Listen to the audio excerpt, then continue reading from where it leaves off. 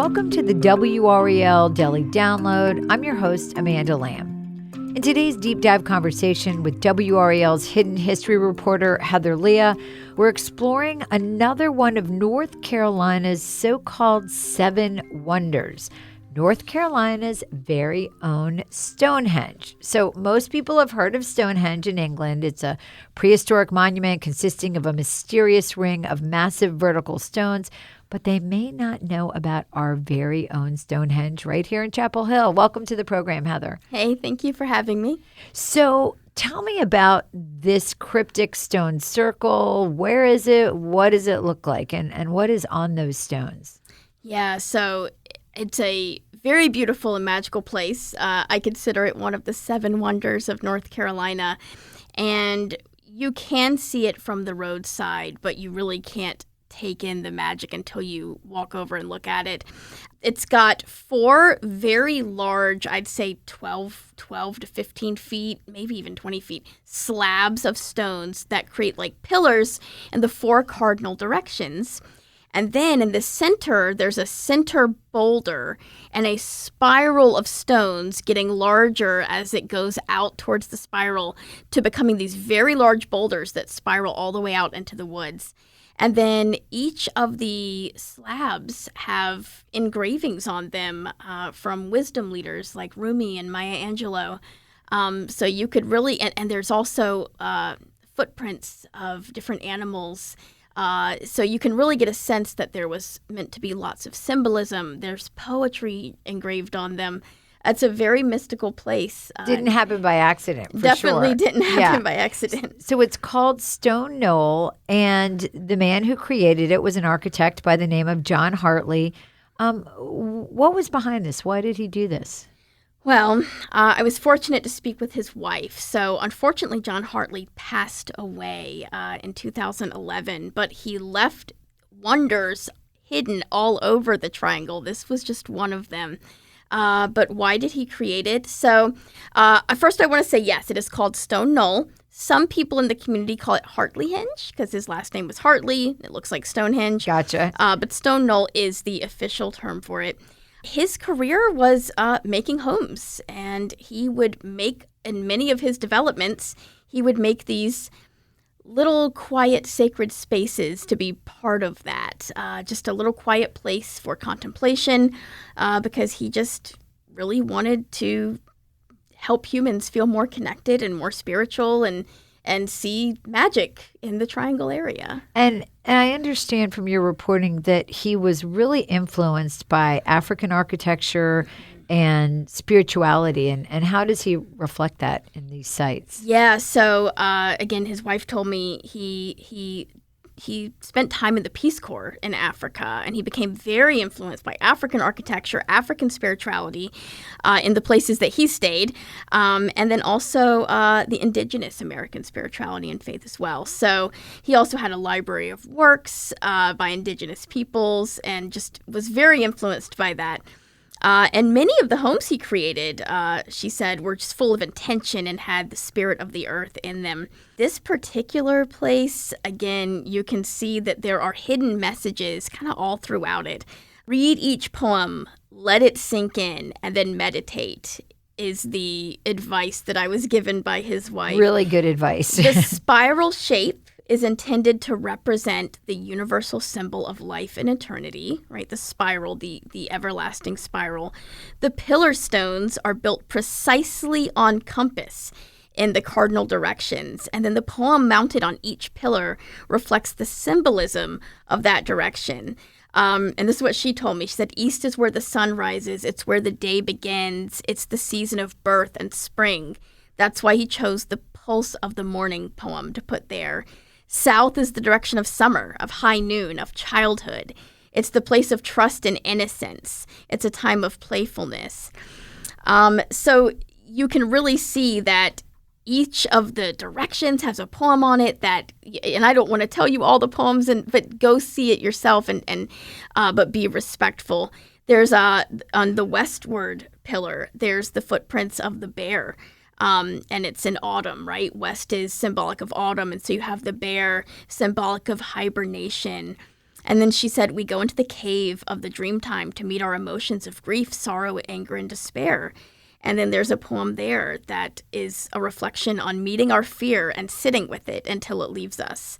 So And then he put so much thought into this. when I first went there, before I spoke to his wife, I was trying to piece together the symbolism, Understanding you it, know. yeah.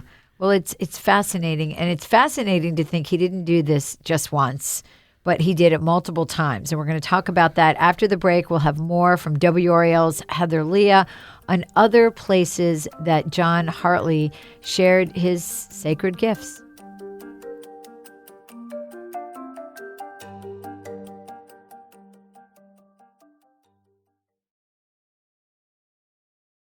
Welcome back to the WRAL Daily Download. I'm talking with WRAL's Heather Leah about architect John Hartley, who shared some sacred spaces within the developments that he created in and around the Triangle. And, you know, it's just so fascinating that he took the time to do this. Tell me about some of the other places besides the one in Chapel Hill that we've been talking about. Sure, yes. And almost all of them are as magical as the first. So the first one that I understand that he built was called Heartwood. And it's on a piece of land that his friend had near the Waldorf School. And he restored a pond and created a whole outdoor amphitheater. The architecture highlighted wisdom quotes. So kind of a similar feel with lots of poetry and quotes from wisdom leaders. What town is that in? It is also In Chapel Hill? Yeah. Okay. Or at least near to Chapel Hill. This was all kind of in the same General region. area. Mhm. Okay. And then really his magical and mysterious havens have dotted all around Chapel Hill. Some are on private property, so be respectful. Some you cannot visit, and some you can.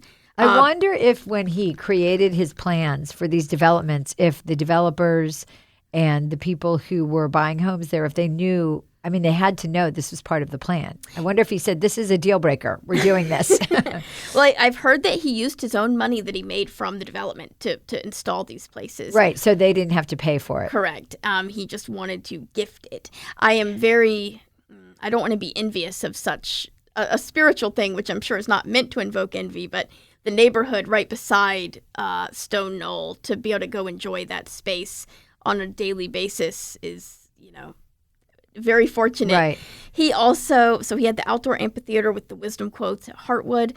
He had an 11 circuit labyrinth at Starfield. And I think these are the names of the places that the developments. As well as there's a Dharma hall at Won Buddhism Meditation Temple, and you can go there, and it's absolutely beautiful. It's the building itself that he built, and you can really sense his energy in there.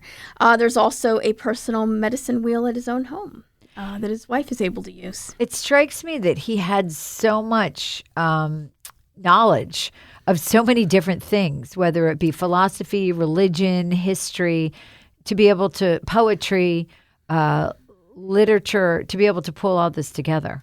Yeah, you're right. I mean, he had to have the understanding of architecture to just even begin, and then just to pour in all this other knowledge. It's art. I've heard from his wife, the labyrinth at Starfield was very mysterious. It's got an inner circle and a large field, and he created an earth mound for people to lay on and look at the stars. And there's a Shinto gate that leads to a labyrinth. And it sounds like these are